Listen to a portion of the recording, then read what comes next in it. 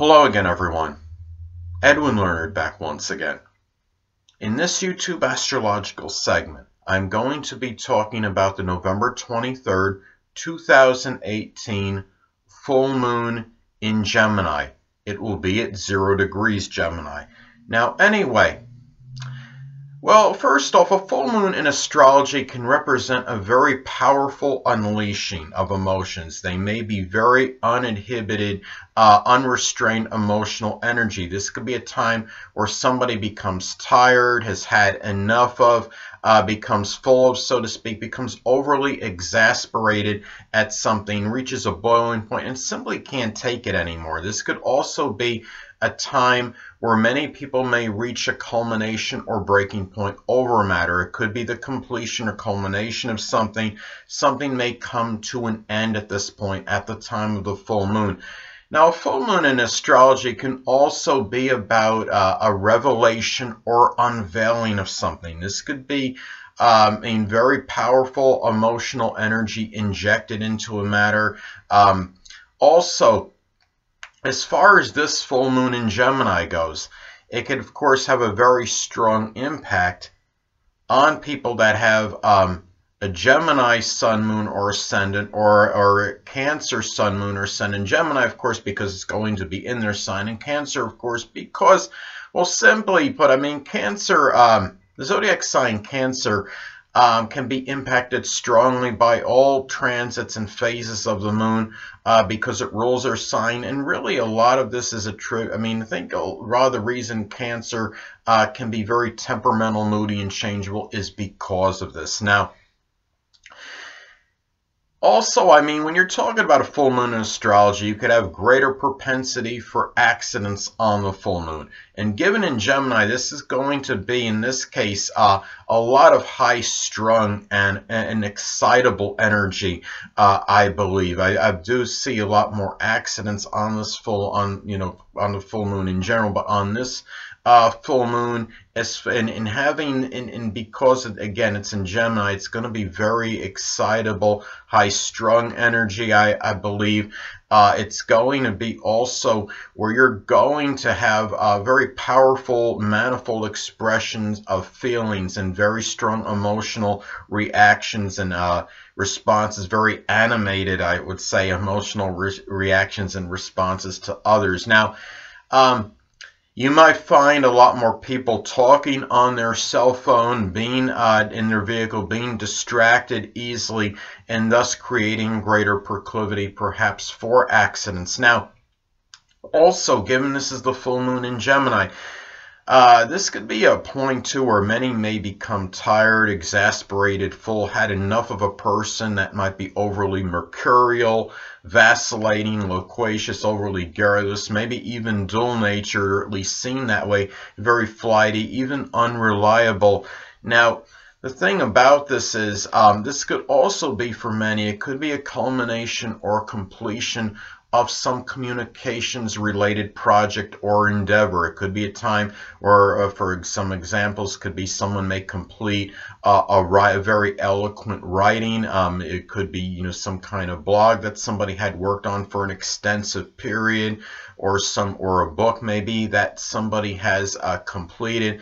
Could be something else connected with communications that comes to an end. It could be like something connected with data or satellite communication, something with broadcasting, journalism, a computer tech position, or a computer tech project that maybe was somewhat long and painstaking may come to an end, or maybe some work as a blogger might be done, or even something that might have required a lot of dexterity, a lot of strong ability to use the hands, such as auto or refrigeration mechanics or carpentry. And I would say especially this could be true, say, if this falls in one of those money workhouses, if it falls in the 1st, 2nd, 6th, or 10th house in their natal chart. Now, also, this could also manifest in an unveiling or revelation of something Gemini related. It could reveal somebody that might be very two-faced or gossiping, or somebody that might seem very flighty or even dual-natured. In some cases, this could be a Gemini like item or possession might be revealed or found at this time. And especially say if you have this in, like say in the second house in your chart, or say if this makes a good aspect. I mean maybe to, I would say maybe conjunct your second house ruler, perhaps. This could be something where, really where you might find something like I stated, something that could be a Gemini-like possession, especially I'd say, but again, if it falls in the second house, or say if you have this conjunct your, it could conjunct the second house cusp from the first, or even hit the second house ruler. It could be like a communication device or writing implement. Well, maybe even a voice transformer if it falls in the 8th house. It doesn't have to be in the second house necessarily, or hitting the and I'm joking about the voice transformer, of course. But anyway, like I'm saying, it doesn't necessarily have to fall in the second house or at the second house rule. But I think there's a greater propensity for finding like that lost Gemini type item if it does one of those things that I stated. Now, also, it's important to look at, as far as Sabian symbols go, this is going again to be at 0 degrees Gemini.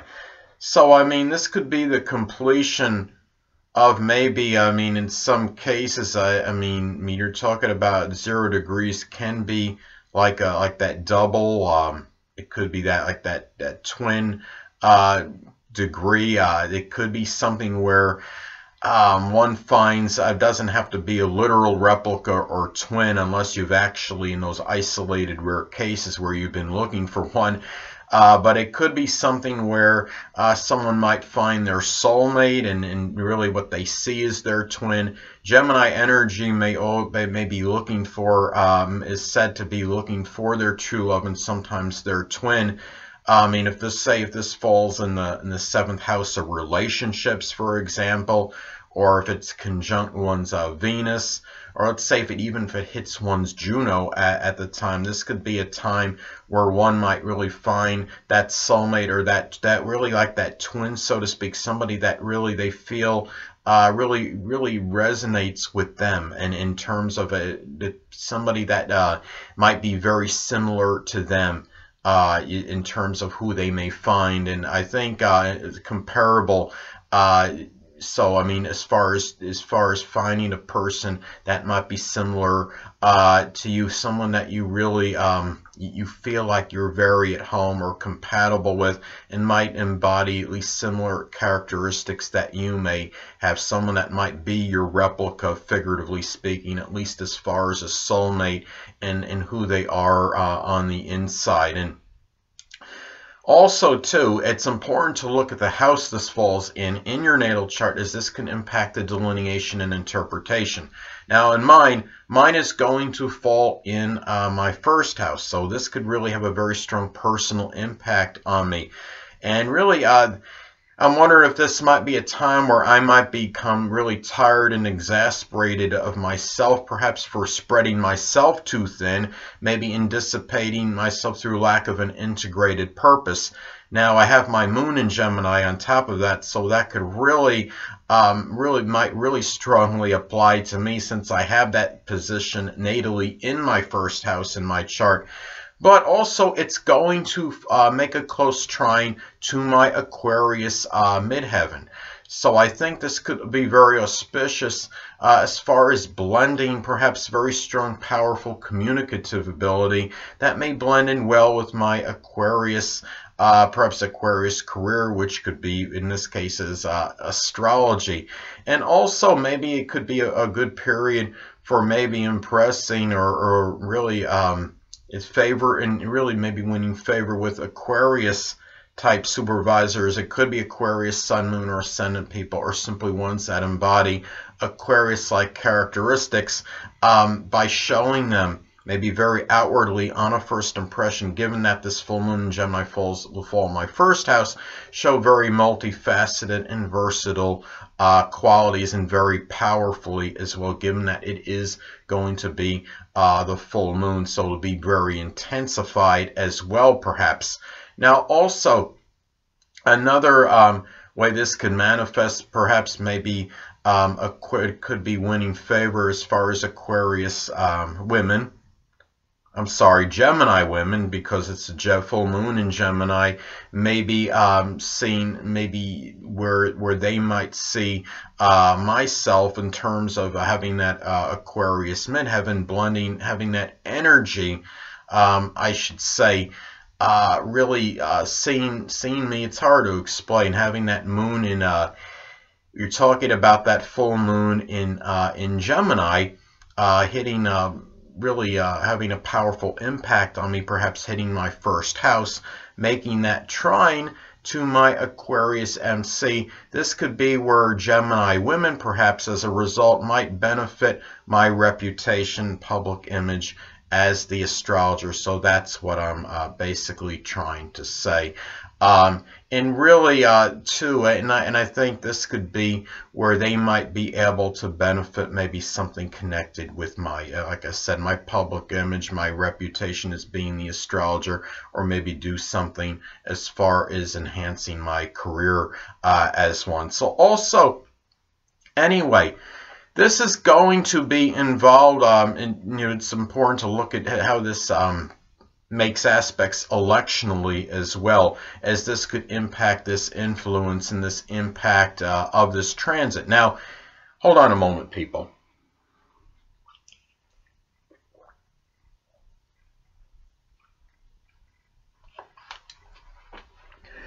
Anyway, sorry about that. What I find interesting, that this is going to be involved in a mutable T-square configuration.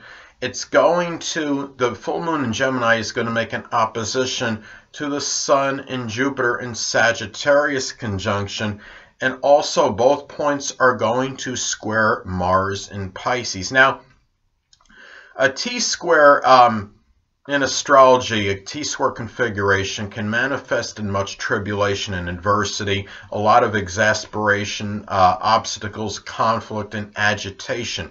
Now, given that it's going to be a mutable T-square, this could also give perhaps prodigious vacillation, ambivalence, indecision, indecisiveness, very anxious restlessness, and worrisome energy. Interesting. This is going to fall on Black Friday, and the day after Thanksgiving, of course, is known by many as Black Friday. Mars in Pisces, again, is the focal point of that mutable T-square configuration. And again, when you look at a mutable T-square in astrology, it is the point of overemphasis and over-accentuation. Now, the fact that Mars in Pisces is that focal point, this could be very powerful, chaotic, confusing energy in the stores. Really, it could be as a result, you're dealing with this opposition from the Sun in Sagittarius to that full moon in Gemini. Now, when you have the Sun in Sagittarius making this, Sun in Sagittarius conjunct Jupiter, that right there can manifest as an expanded want for veracity and the veritable truth. Now, which can include prices. And of course, storekeepers being lawful and really holding down, laying the law down on what prices should be, as an example. However, it opposes the moon in Gemini. Moon in Gemini can manifest as an emotional need for the public to attempt to talk management into lower prices and trying to connive them perhaps into getting some kind of better deals or what have you. Now, the end result in the way they may be dealing with this energy, the fact you have this Mars in Pisces, which could be about deception, such as bringing items in for a return that were not paid for originally. The items that were never purchased that might come in as a result of this, perhaps maybe as a result of a lot of customers not getting what they wanted in terms of their price on items. I'm just saying this as an example. Also, too, And this is very powerful energy, and given, again, this is going to fall on the Black Friday, and I mean, you have madness and mayhem in stores to begin with, but then you're talking about the Mars and Pisces being at that focal point of it. It's going to be even, I think, even more accentuated, and given the fact that it's going to be on this full moon as well, so this is going to be very powerful energy. You're going to also, I think, in terms of another way this can manifest, this mutable T-square at this time of this full moon in Gemini, you're going to have, I mean, the Sun in Sagittarius conjunct Jupiter. This could be this expanded want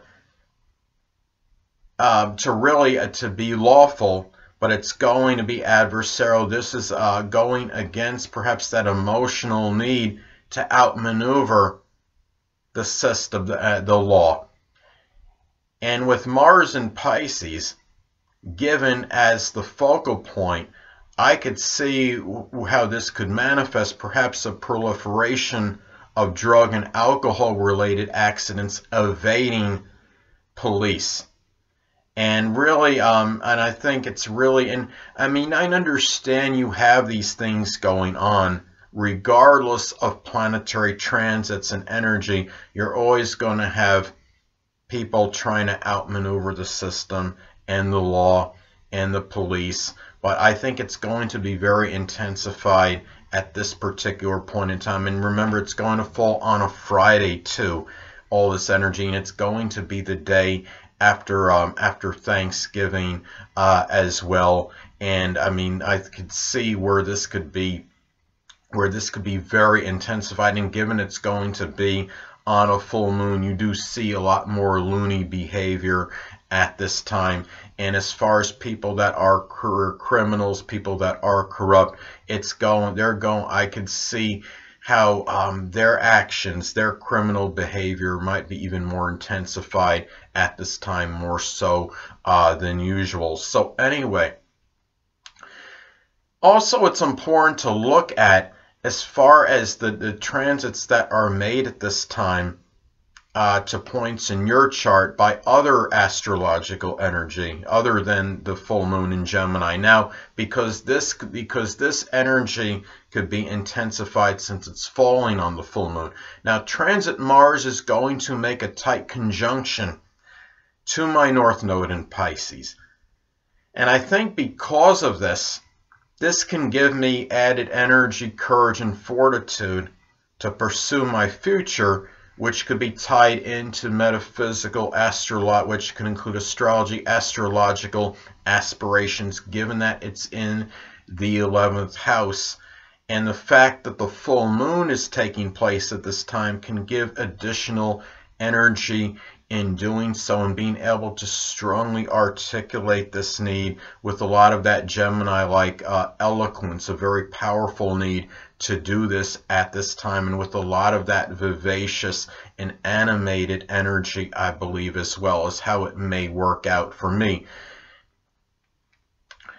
What I think is interesting on this day too, you're going to have a much anticipated sports matchup on this day. You're going to have long anticipated, it's going to be called The Match, and it's a sports matchup between legendary golfers Phil Mickelson and Tiger Woods. Very ironic, I think. Astrology maybe can be a little bit humorous, a little bit flippant in a way.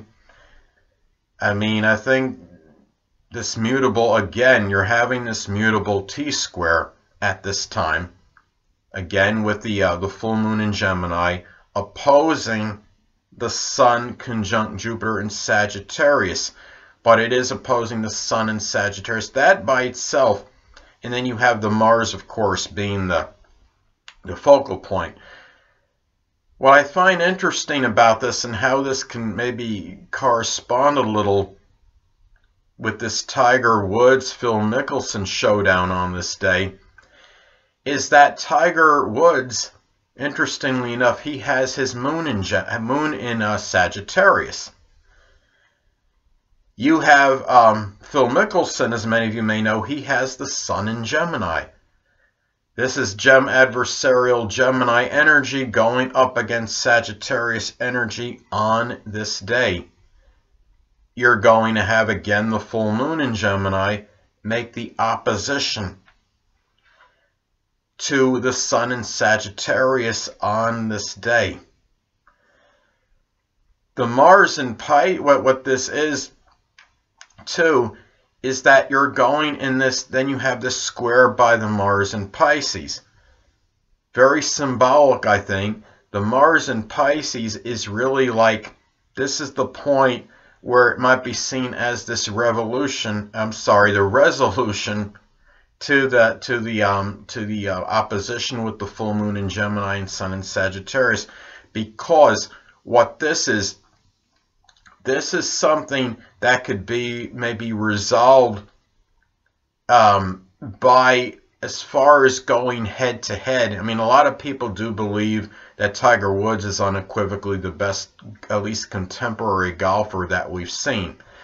However, the square from the Mars in Pisces could indicate that perhaps this could resolve who's better, at least head to head, through a very fantastical sports matchup that maybe we had just dreamed and fantasized about previously.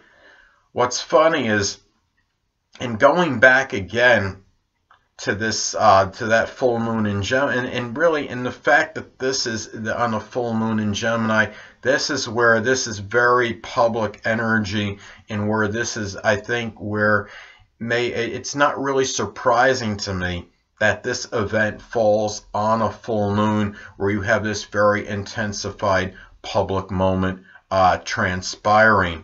And it's obviously going to have a lot of, there's going to be a lot of communication about this. There's going to be a lot of people talking about this and really expressing, I mean, really, very eloquently, I believe, and a lot of loquacious, talkative Gemini energy going on as far as this event goes at this time.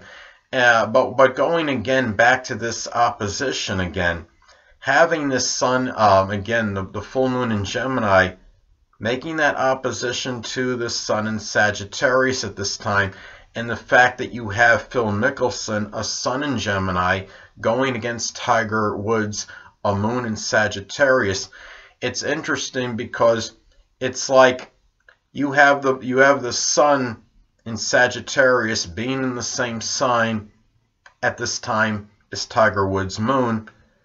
You also have the full moon in Gemini being in the same sign as Phil Mickelson's sun in Gemini.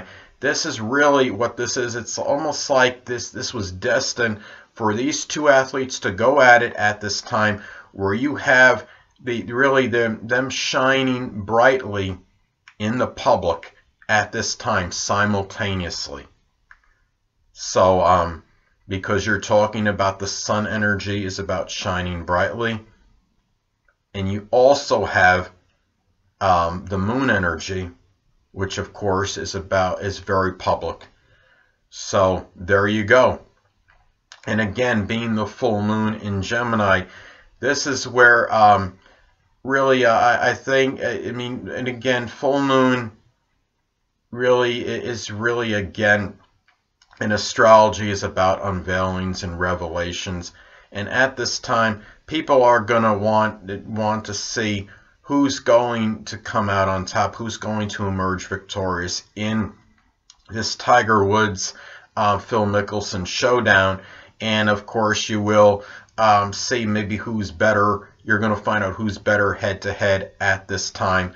And it's going to be with a lot of this Gemini talkative energy going on at this time. And I'm looking forward to it. So anyway, people, that'll conclude this YouTube astrological segment for my take on the November 23rd, 2018 full moon in Gemini. Stay tuned next time, where I'm going to start a series on how the zodiac signs manipulate you. I'm going to talk about how Aries can manipulate someone.